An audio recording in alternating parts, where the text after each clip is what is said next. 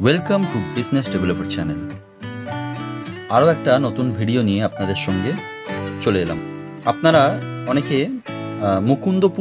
Mukundapur south point school থেকে পায়ে হেঁটে 7 থেকে 8 মিনিট দূরত্বে আরেনটাগর হসপিটালের পাশে 5 নম্বর রিক্সা স্ট্যান্ড তার একদম পাশেই একটি 1 BHK ফ্ল্যাট ভাড়া আছে। ভাড়া মাত্র 6,000 টাকা।